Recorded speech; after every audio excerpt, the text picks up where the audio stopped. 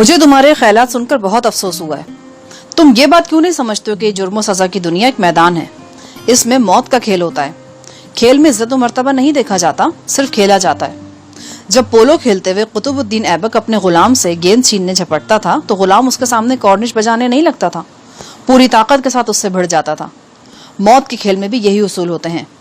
کل اس کھیل میں نہ جانے ہمیں کس کس کو الٹا لٹکانا پڑے. اس دن کی بے رحمی کے لیے ہمارے کام یہی بے رحمی آئے گی جو آج ہم پر ہوئی ہے.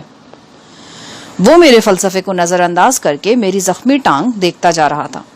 مار پیٹ کے سبب پنڈلی کے زخم سے پھر خون رسنے لگا تھا. وہ بولا، آج آپ کا مرم پٹی بھی نہیں ہو سکا. میرا خیال ہے کہ پٹی والا سلسلہ تو اب ختم ہی ہوا. کیا مطلب؟ مطلب یہ کہ ناموسا پٹی وٹی نہیں کیا کرے گی. تم جانتے ہی ہو اگر میں سپہر تک خود نہیں جاتا تھا تو وہ مجھے بلانے کے لیے خادمہ بھیجا کرتی تھی، مگر آج اس نے بلانے کی ضرورت نہیں سمجھی. میرا خیال ہے کہ ناقوب نے اسے سختی سے منع کر دیا ہے. لیکن آپ تو کہتے تھے کہ وہ ناموس کو بڑے لاٹ سے رکھتا ہے. بھائی لاٹ پیار علیحدہ بات ہے. کل رات سے ہم پہ لفنگے پنے اور لوفریت کا الزام عائد ہو چکا ہے.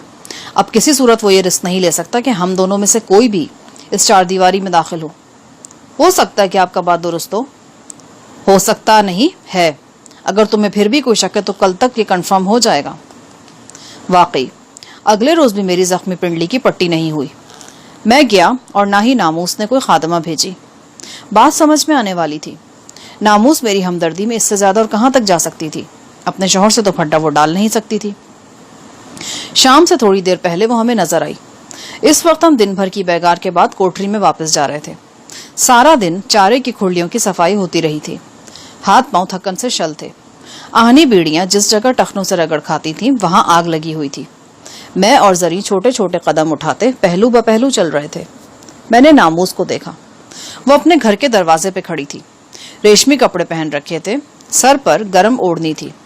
وہ ایک دیگنما برتن میں دودھ کے پیالے بھر بھر کر فاقہ کش لوگوں میں تقسیم کر رہی تھی. میں نے اسے دور سے دیکھا. کتنی سادہ اور خاموش طبع نظر آ رہی تھی وہ. مقامی معیار کے مطابق ایک گھریلو خاتون. کوئی تصور بھی نہیں کر سکتا تھا کہ رات کی تاریکی میں اس کا روپ کچھ اور ہو سکتا ہے. وہ اپنے آپ سے جنگ ہار جاتی ہے تو کسی فاتح کے سامنے سرنگوں ہو جاتی ہے. یہ اسی رات کا واقعہ تھا. شام سے ہی آسمان پر گہرے بادل چھائے ہوئے تھے. سردی اپنے عروج پر تھی اور لگتا تھا کہ کسی بھی وقت برف باری شروع ہو جائے گی اور صبح جب ہم دیکھیں گے تو دور تک برف ہی برف نظر آئے گی. ہماری کوٹری کا دروازہ کھلا ہوا تھا. میں بھاری بھرکم لحاف لپیٹے زری گل کے قریب لیٹا تھا. زری گل کبھی اونگنے لگتا اور کبھی ایک دم ہوشیار ہو جاتا. اچانک مجھے تاریکی میں وہ سایہ نظر آیا جو اس سے پہلے بھی میں 2 دفعہ دیکھ چکا تھا. ناقوب کے گھر کے دروازے کے قریب پہنچ کر وہ ایک دم غائب ہو گیا. وہ دروازے میں داخل ہو چکا تھا. میں نے اور زری گل نے 10-15 منٹ انتظار کیا. پھر میں نے زری سے کہا کہ وہ چھت کی کڑیوں میں چھپا ہوا پسٹل اور ٹارچ نکالے. زری نے یہ دونوں اشیاء میرے حوالے کر دی. میں نے زری کو ضروری ہدایت دی اور باہستگی باہر نکل آیا. سرد ہوا نے میرا استقبال کیا. مویشیوں کے طویل سائبان کے نیچے سے گزرتا ہوا میں رہائشی حصے کی طرف آ گیا. میں نے دروازے پر دباؤ ڈال کر دیکھا. جو دروازہ سائے کو کھلا ملا تھا وہ میرے لیے بند تھا.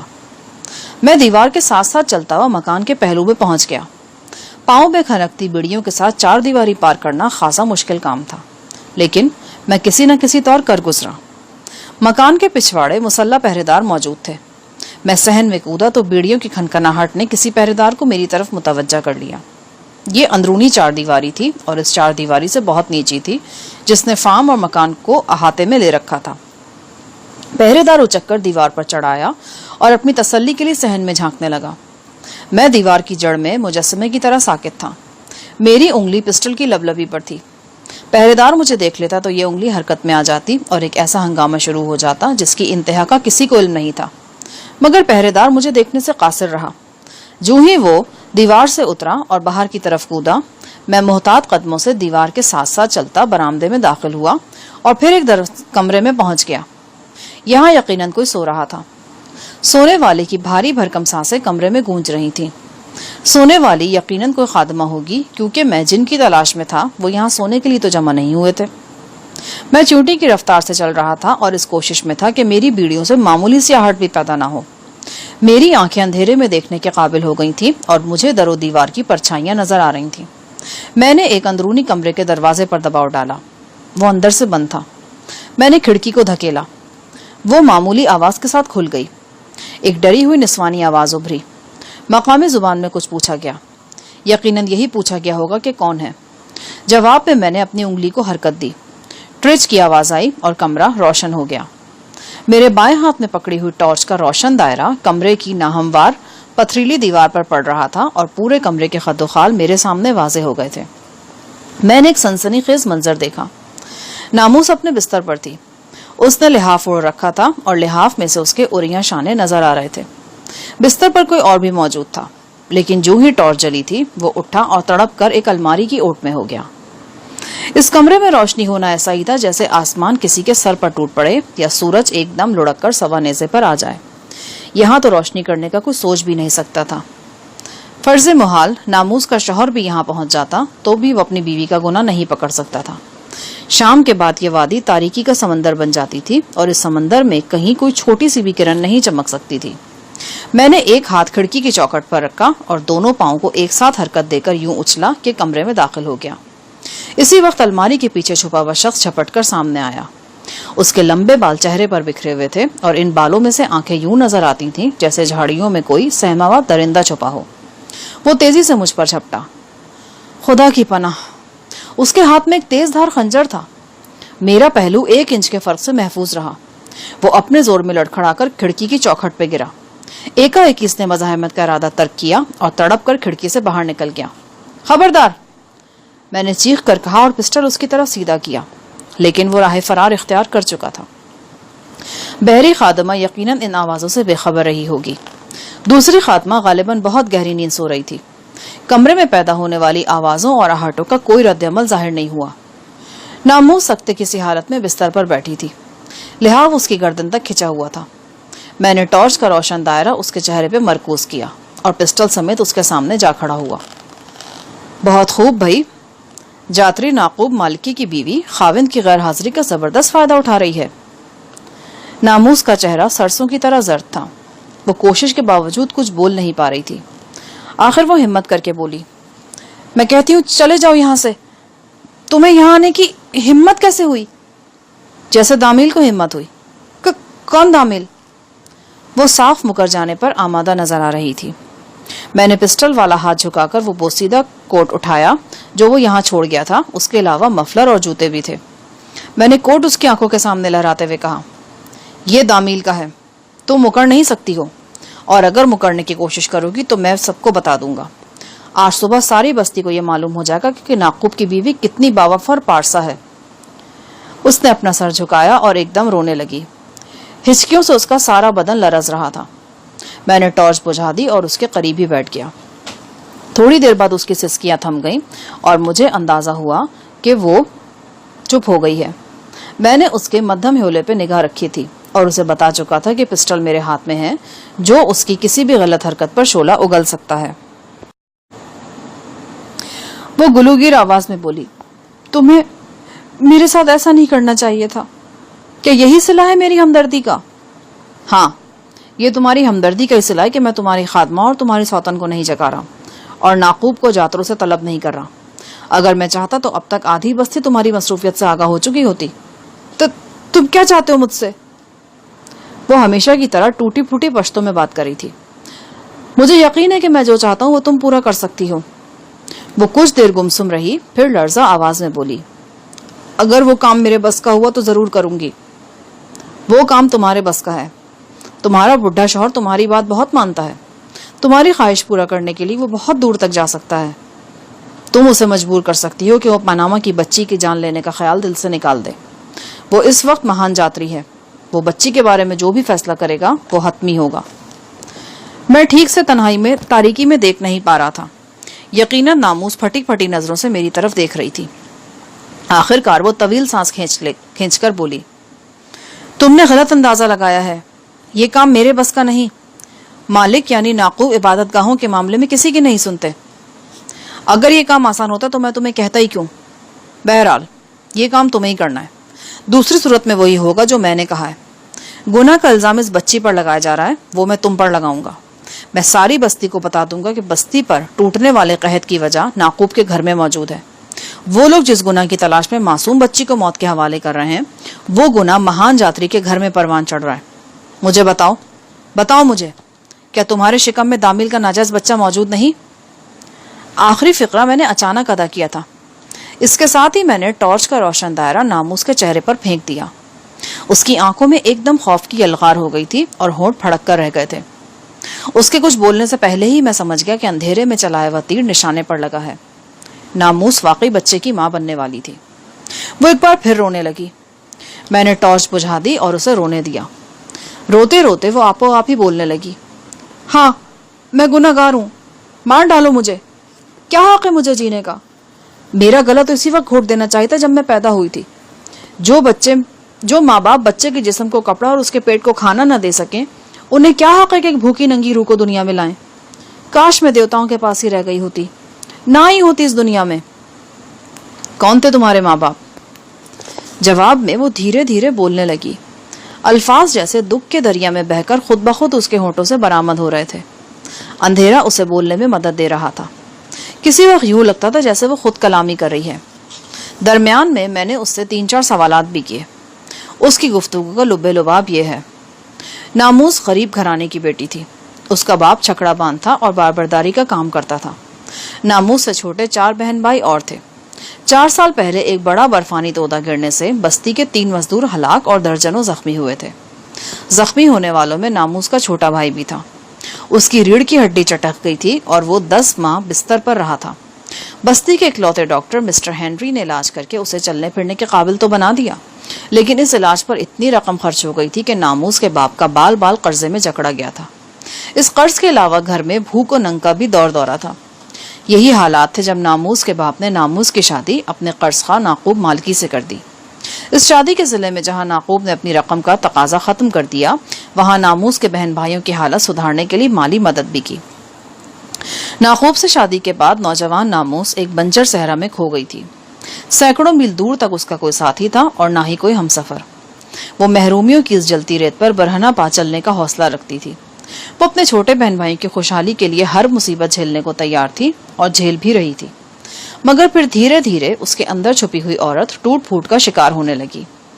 طویل بے لمس راتوں کے عذاب اس کی جان نچوڑنے لگے۔ اس کی گود کسی معصوم کی چلبلاہٹ کے لیے مچلنے لگی۔ وہ موز اور جذبوں کی یلغار سے اکھڑی تو اکھڑتی اور بکھرتی ہی چلی گئی۔ دیوتاؤں کا خوف، رسموں کی دیواریں، سماج کی زنجیریں، کچھ بھی اسے نہ روک سکا۔ ان کے گھر کے قریبی رہنے والا ایک نوجوان چوب تراش دامیل اس کی زندگی میں داخل ہو گیا۔ اب اس کے ملاپ کے بعد ناموس کے وجود میں ایک نیا وجود جنم لے چکا تھا۔ ناقوب اس بات سے بے خبر پاناما کی بچی کو ناجائز قرار دینے پر تلا ہوا تھا اور بستی کے دگرگو حالات کو بچی سے منسوب کر رہا تھا۔ ناموس کی ساری رودات سننے کے بعد میرے دل میں اس کے لیے موجود نرم گوشہ کچھ اور وسیع ہو گیا، لیکن میں یہ بھی جانتا تھا کہ گھوڑا گھاس سے محبت کرے گا تو کھائے گا کیا۔ ناموس کے بارے میں ہمدردانہ جذبات رکھنے کے باوجود میں اس سے سودے بازی کرنے پر مجبور تھا۔ دیکھو ناموس، کچھ بھی ہے، میں اس بچی کو بچانا چاہتا ہوں۔ اگر میرے ہاتھ پاؤں آزاد ہوتے اور میرے پاس اتنی قوت ہوتی کہ میں جاتریوں کا مقابلہ کر سکتا تو میں اس بچی کی زندگی کے لیے آخری سانس تک لڑتا، لیکن تم جانتی ہو کہ ایسا نہیں ہے۔ موجودہ حالات میں صرف تم ہی ہو جو بچی کو اپنے شوہر اور دیگر جاتریوں کے ستم سے بچا سکتی ہو، اور تمہیں یہ کام کرنا ہوگا، ورنہ میں نہ چاہتے ہوئے بھی لوگوں کو بتانے پر مجبور ہو جاؤں گا کہ بستی میں قحط کی وجہ ناجائز بچہ اگر ہے تو وہ کون ہے۔ ناموس کی آنکھوں سے لگاتار آنسو بہ رہے تھے۔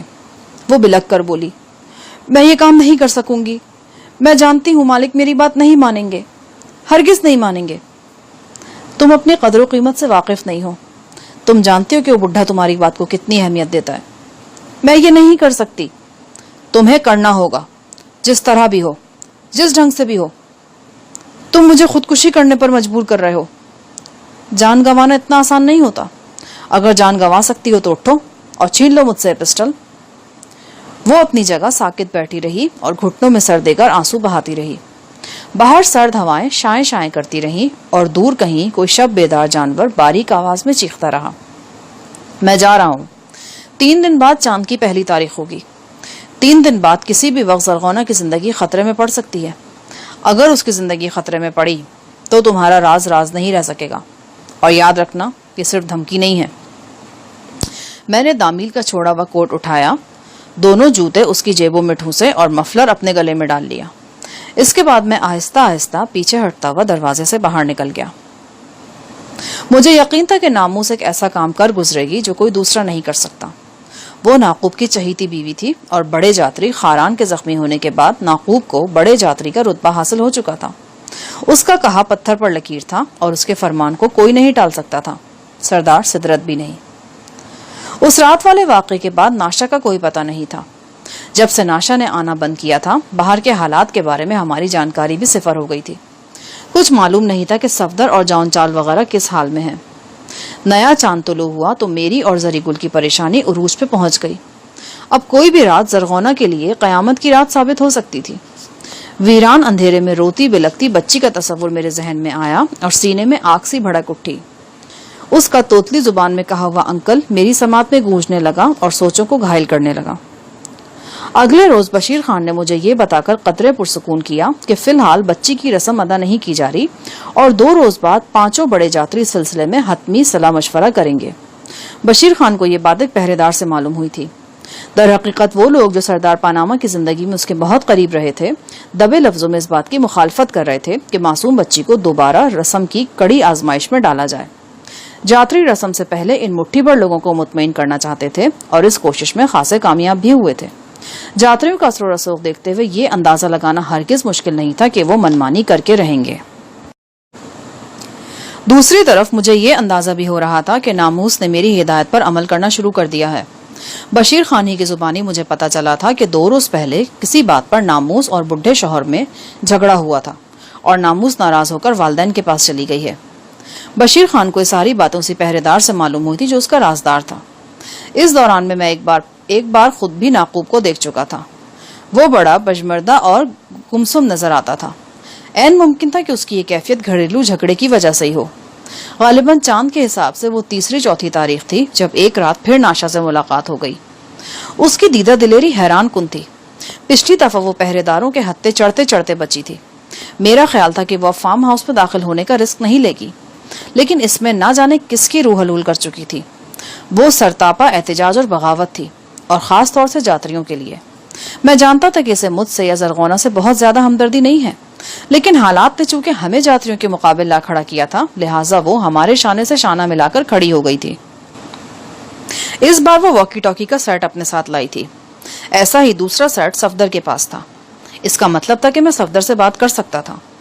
اس نے اپنے مخصوص لہجے میں کہا، میں کل تخت میں تمہارے دوست سے ملی ہوں۔ وہ تمہارے بارے میں بڑا پریشان تھا اور سوچتا تھا کہ پتہ نہیں جاتری تمہارے ساتھ کیا سلوک کر رہے ہیں۔ میں نے اسے تسلی دی ہے۔ یہ واکی ٹاکی اسی نے مجھے دیا تھا، کہتا تھا کہ تم تک پہنچا دوں، اور تم لے کر دندناتی ہوئی یہاں پہنچ گئی۔ تو میں کسی حرامی سے ڈرتی ہوں کیا؟ خبر نہیں کیا لڑکی ہو تم، اپنے ساتھ دوسروں کو بھی مصیبت میں ڈالتی ہو۔ کچھ پتا ہے پچھلی دفعہ تمہاری وجہ سے کتنی مارا ماری ہوئی ہمارے ساتھ؟ تو ڈرتے ہو تم مارا ماری سے؟ مجھے پہلے ہی پتا تھا۔ تم وہ نہیں ہو جو اوپر سے نظر آتے ہو، باہر سے ہیرو اندر سے زیرو۔ اگر تم کچھ کرنے کے قابل ہوتے نا تو پاناما زندگی نہ ہارتا۔ اگر بچی کے لیے کچھ کر سکتے ہو تو مجھے بتا دو، ورنہ مجھ سے جو کچھ ہو سکا وہ خود کر لوں گی، اور اگر کچھ نہ ہو سکا تو 8-10 جاتریوں کی جان لے کر اپنی جان دے دوں گی۔ اس نے غصے اور نفرت سے زمین پر تھوک دیا۔ تم مجھے تانا دیتے ہو کہ میں خود کو کوئی بم چیز سمجھتا ہوں، لیکن یہ بات تو تم پر صادق آتی ہے۔ وہ تنک کر بولی، ہاں ہوں میں بم چیز۔ جاؤ کسی سے پوچھ کر دیکھو کہ ناشا کیا ہے۔ کیا کسی مائی کے لال میں اتنی ہمت ہے کہ ناشا سے ٹکر لے سکے؟ جاتریوں کے خوف سے تمہاری پتلونیں گیلی ہوتی ہیں، اور میں ان جاتریوں کو جوتے کی نوک پر رکھتی ہوں۔ وہ ایک جھٹکے سے اٹھ کھڑی ہوئی۔ میں نے کلائی تھام کر اسے بمشکل بٹھایا اور سمجھایا کہ میں غافل نہیں ہوں، بچی کے لیے اپنی سی کوشش کر رہا ہوں۔ کیا کر رہے ہو؟ میں نے اسے مختصر الفاظ میں بتایا کہ کس طرح میں نے ناموس کو ٹریپ کیا ہے اور اس کے ذریعے ناقوب پر دباؤ ڈلوا رہا ہوں۔ میری یہ بات ناشا کے دماغ میں آ گئی۔ اس کا ہیجان قدرے کم ہو گیا اور وہ دیوار سے ٹیک لگا کر بیٹھ گئی۔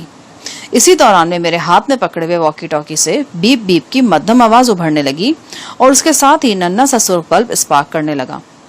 یقیناً یہ صفدر کا بلاوا تھا۔ میں نے واکی ٹاکی آن کیا۔ صفدر کی آواز میری سماعت میں رس کھول گئی۔ ہیلو، میں شاہجہان بول رہا ہوں۔ شکر ہے آپ کی آواز تو سنی۔ جلدی تھوبڑا بھی دیکھو گے۔ تم سناؤ کیا صورتحال ہے؟ وہ بولا، میں اس کوشش میں رہا ہوں کہ وہ کام کر لوں جو ہم کرنے کے لیے یہاں آئے ہیں۔ میرا مطلب جان چاول سے ہے. میں اس کوشش میں تھا کہ اسے کوکی دادا سے حاصل کر لیا جائے.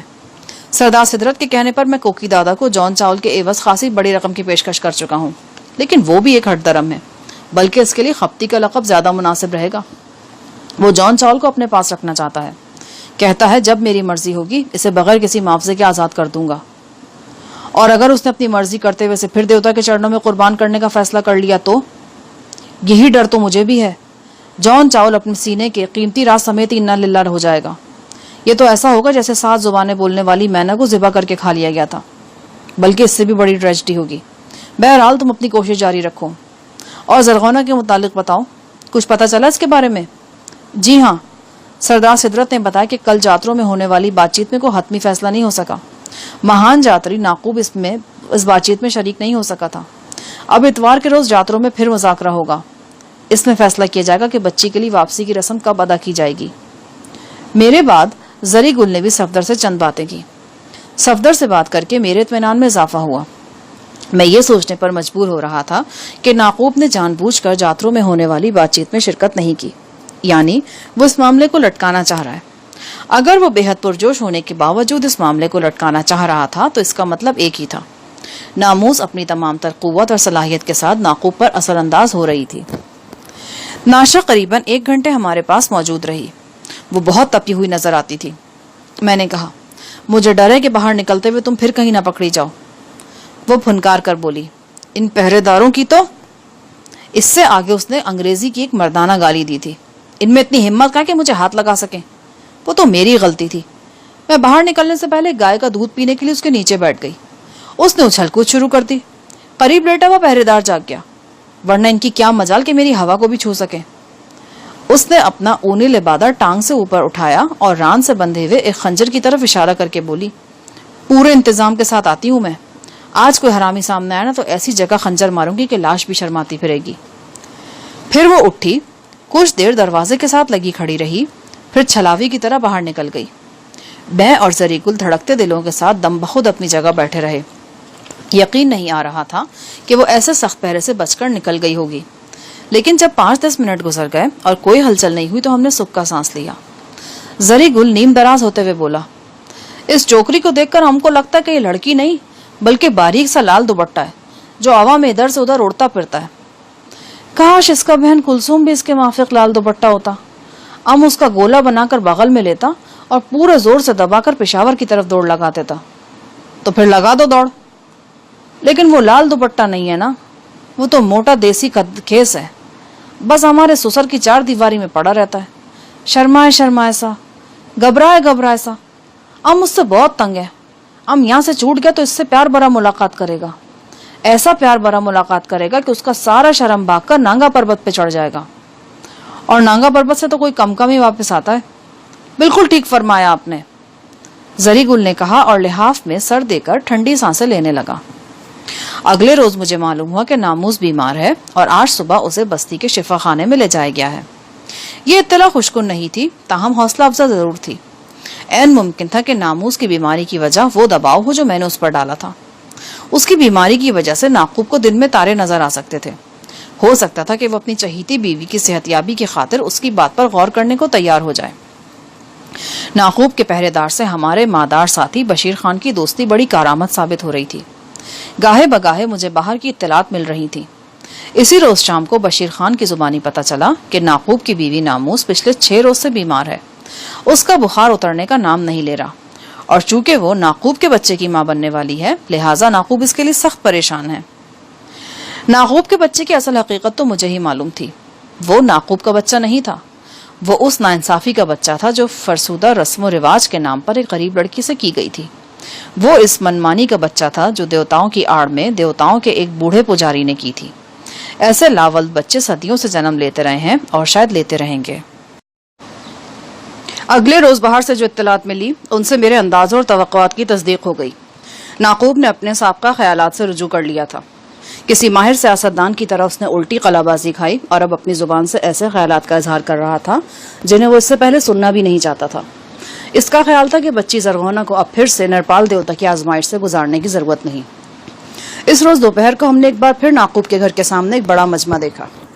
नाकूब जंगलियों के इस बदबूदार गिरोह के सामने इजहार ख्याल फरमाने के लिए एक ऊंचे पत्थर पर चढ़ा हुआ था। उसके इर्द गिर्द मुसल्लह मुहाफिज मौजूद थे। न जाने किस किताब में गोताजन होकर नाकूब ने यह फतवा ढूंढ निकाला था कि अगर नरपाल देवता के सामने पेश किए जाने वाले बच्चे की उम्र एक मुकर्ररा हद से कम हो तो फिर इसकी मशकूक वापसी भी मशकूक न समझी जाए और इसे इम्तिहान से बरीउल जिम्मा करार देकर दुनियावी लज्जतों से हमकिनार होने का मौका दिया जाएगा। जरगौना की उम्र 6.5 साल थी और मुकर्ररा हद से कम थी। मैंने देखा नाकूब बड़े आलिमाना अंदाज में हाथ नचा नचा कर और थूक उड़ा उड़ा कर अपनी नई राय के हक में दलाइल दे रहा था। मोटे दानों की माला उसके हाथ में थी और बर्फ की तरह हवा में लहरा रही थी। पत्थर के देवता के पुजारी का यह रूप मेरे लिए गैर मुतवक्को नहीं था, फिर भी मेरे होठों पर अनचाही मुस्कुराहट की अलगार हो रही थी। नाकूब को देखकर मेरे जहन में इस मुकर्रिर का तस्वुर उभर रहा था जिसे एक ही मुबाहिसे में पहले मौजू के हक और फिर मुखालफत में बोलने पर मजबूर कर दिया हो। उसके अकीदतमंद एक बार फिर उसके फरमुदात को इन्हमाक से सुन रहे थे और सर धुन रहे थे। किसी को मालूम नहीं था कि नाकूब अपनी चर्ब जुबानी के पीछे क्या छुपा रहा है। वो कौन सी संगीन वजह है जो उसे पैंतरा बदलने पर मजबूर कर रही है। वो सब यही समझ रहे थे कि महान पुजारी ने देवताओं की हिदायत के मुताबिक अपनी राय तब्दील कर ली है। बच्ची दर हकीकत नाकूब की ही तहवील में थी। नाकूब ने उसे जातरों के तहखाने में रखा हुआ था। बच्ची को घिनौनी रस्म से बचाने की लड़ाई में हम एक कतरा खून बहाए बगैर जीत चुके थे। जब महान जातरी ही रस्म की अदायगी के खिलाफ हो गया तो फिर छोटे बड़े जातरी और दीगर इंतहा पसंद क्या कर सकते थे। 3-4 दिन बाद बच्ची को रस्म से मुस्तस्ना करार देकर सरदार सिदरत के हवाले कर दिया गया। ये मेरे और जरीगुल के लिए बहुत बड़ी खुशखबरी का दिन था। मुझे यूं लग रहा था जैसे आज हमने इस वादी में जातरियों की अहमकाना पेशकदमी रोक दी है और अब उनकी पसपाई शुरू होने वाली है। वो दिन हमारे नुक्ता नजर से बड़ा मुबारक था। उस रोज शाम को हमें सफदर की तरफ से एक खुशखबरी और मिली। ये खुशखबरी वॉकी टॉकी के जरिए हम तक पहुंची थी। सफदर ने बताया कि सरदार सिदरत मुसलसल अपनी कोशिश में लगा हुआ था और अब उम्मीद पैदा हो गई है कि हम दोनों यानी मेरी और जरी की कैद बामुशक्कत को कैद महज में तब्दील कर दिया जाए, जहां हमारे शब रोज ज्यादा आसानी से गुजर सकेंगे। हमारा नया आका खुद सरदार सिदरत भी हो सकता था। सफदर ने जरगौना के बारे में बताया। बच्ची अब तख्त में सरदार सिदरत के पास है। वो आपको बहुत याद करती है। वो कहती है कि अंकल ने मुझसे वादा कर रखा है कि वो मुझे मेरी मामा पापा से मिलाएंगे। वो हर वक्त मुझसे पूछती रहती है कि अंकल कहाँ हैं। मैंने सफदर से पूछा, जॉन चावल का क्या बना? वो बोला, कोकी दादा हट का बड़ा पक्का है। ऐसा संकी शख्स झल्लाकर कुछ भी कर सकता है। हो सकता है कि हम जॉन की रिहाई के सिलसिले में ज्यादा जोर दें तो वो इसका किस्सा ही तमाम कर दे। आजकल में इसने खामोशी इख्तियार कर रखी है। मुमकिन है किसी दिन तरंग में आकर वो खुद ही उसे आजाद कर दे। इस डेयरी फार्म में सुबह 3 से शाम 4 बजे तक जान तोड़ मुशक्कत करते करते हमने 2 हफ्ते मजीद गुजार दिए। मेरी पिंडली अब ठीक हो चुकी थी। नाकूब की बीमार बीवी भी अब घर वापस आ चुकी थी। एक दिन मैंने उसे दूर से देखा। वो अब भी जर्द और कमजोर थी लेकिन चल फिर सकती थी। मुझे उसकी बीमारी का दिली अफसोस था क्योंकि मैं जानता था कि उस बीमारी का असल सबब इस पर मेरा दबाव था। उसे अपनी जिल्लत और रुसवाई अपने सामने नजर आई थी और इससे बचने के लिए उसने अपनी तमाम तर कुव्वत के साथ शौहर के सामने डट जाना मुनासिब समझा था। मालूम नहीं उसने जरगौना को बचाने के लिए शौहर के सामने क्या मौक़िफ़ इख्तियार किया था। मुमकिन था कि सिर्फ इंसानी हमदर्दी और अपनी नरमदिली को बुनियाद बनाकर उसने शौहर से कहा हो कि वो हर सूरत में बच्ची को जिंदा देखना चाहती है। बहरहाल वो अपनी कोशिश में कामयाब रही थी। इसकी कोशिश बस्ती के हर फर्द के लिए सरबस्ता राज थी। किसी को मालूम नहीं था कि नाकूब मालकी ने रातों रात अपना मौक़िफ़ क्यों तब्दील किया। यकीनन उस शख्स को भी नहीं जो इस कहानी का बुनियादी किरदार था, यानी नामूस के होने वाले बच्चे का असल बाप। एक रोज सुबह सवेरे चंद मुहाफिज डेयरी फार्म पर आए। मैं इन्हें सूरतों से पहचानता था। वो सरदार सिदरत के इर्द गिर्द देखे जाते थे। उन्होंने मेरे पांव से बेड़ी निकलवाई, जरीगुल के पांव को आहनी गोले से आजाद करवाया और हम दोनों को लेकर एक घोड़ा गाड़ी में बैठे। एक मुहाफिज ने टूटी फूटी पश्तों में हमें बताया कि अब हम नाकूब मालकी की खिदमत से आजाद हो गए हैं। अब कहाँ ले जा रहे हो हमें? मैंने पूछा। मेरा ख्याल था कि शायद हमें सरदार सिदरत के पास वापस लेके जाएंगे, लेकिन ये तवक्को पूरी नहीं हुई। मुहाफिज ने बताया कि हमारे नए आका का नाम कालाम खान है। वो इस बस्ती के वाहिद जुए खाने का मालिक है। घोड़ा गाड़ी बस्ती के मुख्तलिफ रास्तों से गुजरने के बाद हमारे नए ठिकाने पे जा रुकी। बस्ती के बहुत से मकानों की तरह ये मकान भी पहाड़ को खोदकर बनाया गया था और तराश खराश के जरिए उसे खुशनुमा शक्ल दी गई थी। हमारा नया मालिक कालाम खान एक गैर मामूली तौर पर लंबा शख्स था। 7 फुट से कम क्या कद रहा होगा इसका।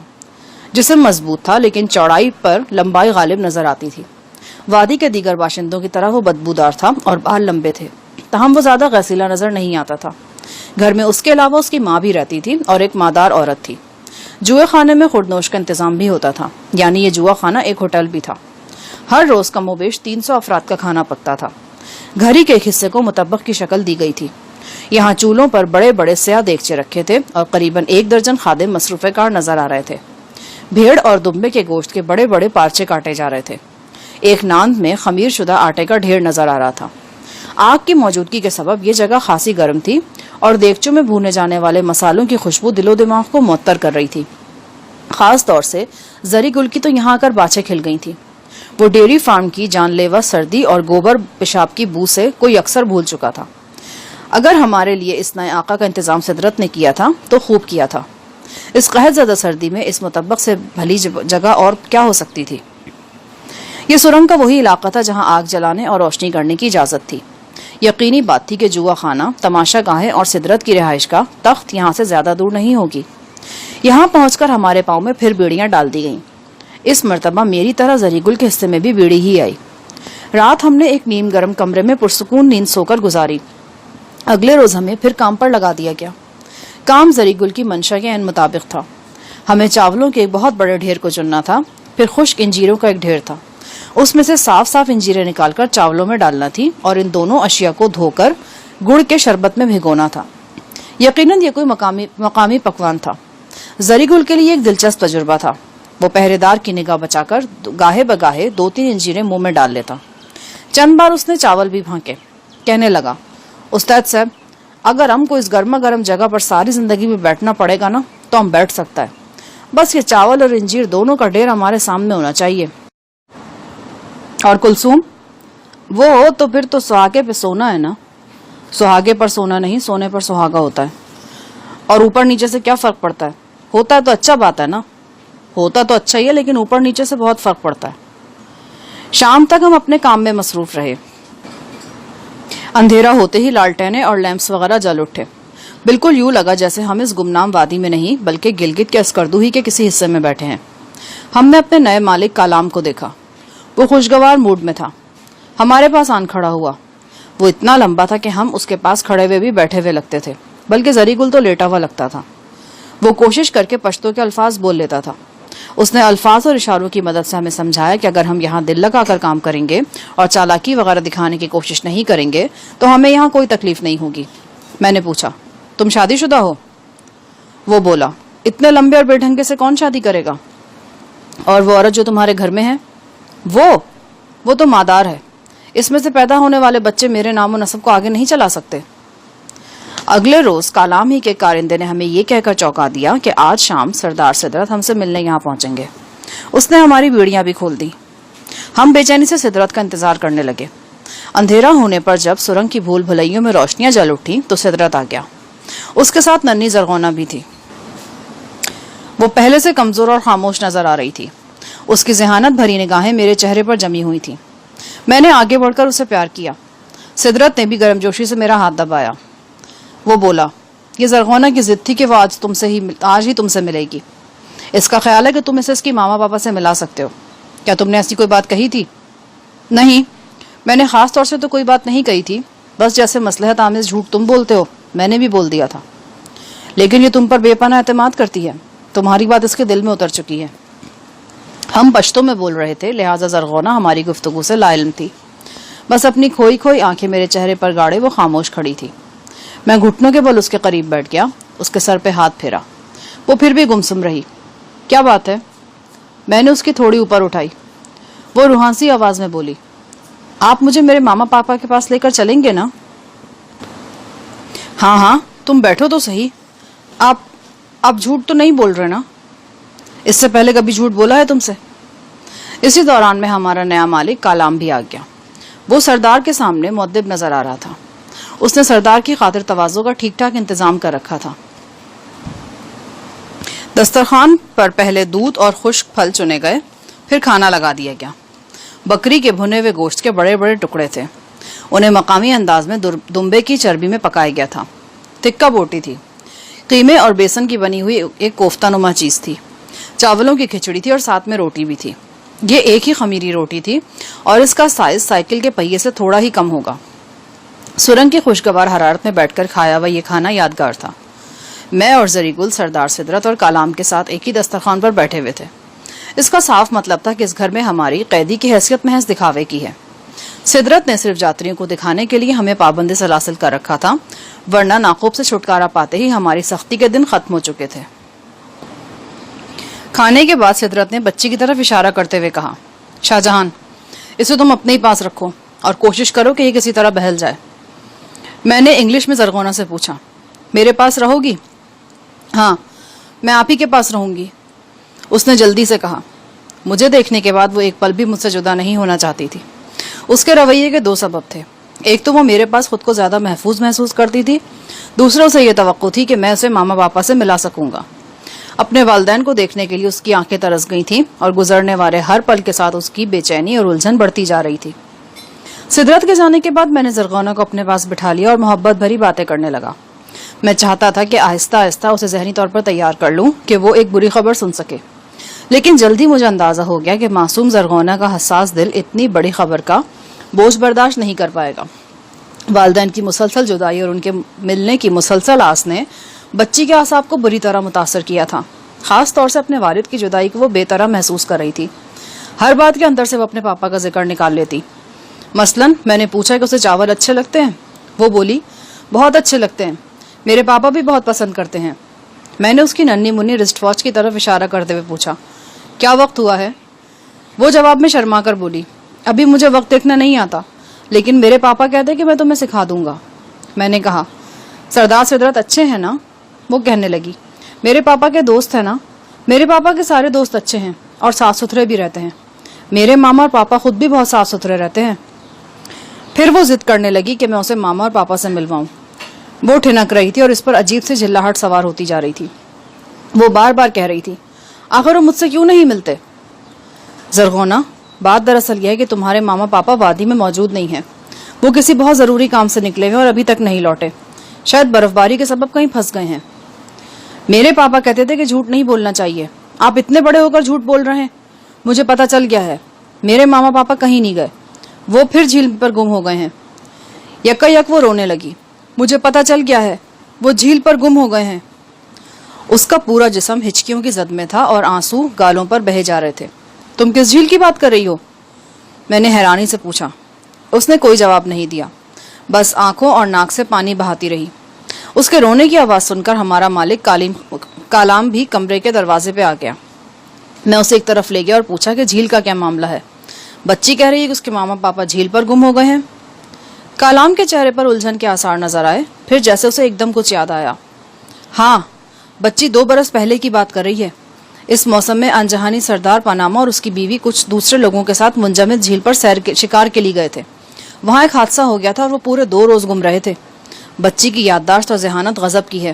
وہ اپنے والدین کی غیر موجودگی سے نتیجہ نکال رہی ہے کہ یہ بھی اسی طرح کا کوئی واقعہ ہے. ہوا کیا تھا؟ وادی کے انتہائی شمال میں جہاں عمودی دیوار کے ساتھ ہی نانگا پربت کی ایک سہیلی چوٹی کی برفانی ڈھلان شروع ہو جاتی ہے، ایک قدرتی جھیل ہے. اس جھیل کو مقامی زبان میں اونچی جھیل کہا جاتا ہے. موسم سرما شروع ہوتے ہی یہ منجمد ہو جاتی ہے. اس جھیل میں ایک چھوٹی سی سیاہ مچھلی پائی جاتی ہے جو حرارت اور طاقت پہ اپنا جواب نہیں رکھتی. بعض مقامی مہم جو منجمد جھیل میں اس کا شکار کرتے ہیں. منجمد جھیل میں شکار؟ یہ بڑا دلچسپ طریقہ ہے. جھیل پر جمی ہوئی برف کھود کر سوراخ کیے جاتے ہیں. نیچے برفیلے پانی میں مچھلی موجود ہوتی ہے. وہ روشنی دیکھ کر سوراخ میں آتی ہے اور مختلف طریقوں سے پکڑ لی جاتی ہے. پاناما کے ساتھ کیا ہوا تھا؟ وہ ایک ایوا لانچ یعنی برفانی ریلے کی زد میں آ گیا تھا. وہ لوگ جھیل پر شکار کھیل رہے تھے کہ بلندی سے ایوا لانچ آتی دکھائی دی. بچنے کے لیے وہ لوگ ایک قریبی کھو میں گھس گئے. بدقسمتی سے ایوا لانچ کی سینکڑوں ٹن برف اس کھو کے دھانے پر جم گئی. کسی کو معلوم نہیں تھا کہ سردار پاناما اپنی بیوی اور 3 ساتھیوں کے ساتھ کہاں گئے. بہت سے لوگوں کو خدشہ تھا کہ وہ مہلک ایوا لانچ تلے دب کر ہلاک ہو گئے ہیں. کھو کے دہانے پر جو برف جمی تھی اس کی تہ 10-15 فٹ موٹی تھی. حسن اتفاق پاناما اور اس کے ساتھیوں کے پاس برف کھودنے کے لیے اسکی پولز وغیرہ موجود تھے. وہ برف میں راستہ بنانے کی کوشش میں لگے رہے اور کامیاب ہو گئے. اس واقعے میں سردار کا ایک ساتھی شدید زخمی ہوا تھا اور بعد میں چل بسا تھا. یہ واقعہ لوگوں کے ذہنوں میں اب بھی خوف جگاتا ہے. میرے خیال میں بچی کے ذہن میں بھی یہی خوف بیٹھا ہوا ہے. کالام خان سے معلومات حاصل کر کے میں واپس زرغونہ کے پاس آیا. وہ روتے روتے بڑے لاڈ سے میرا بازو کھینچنے لگی اور مجبور کرنے لگی کہ میں اس کے ساتھ جھیل پر چلوں اور اس کے ماما پاپا کو تلاش کروں.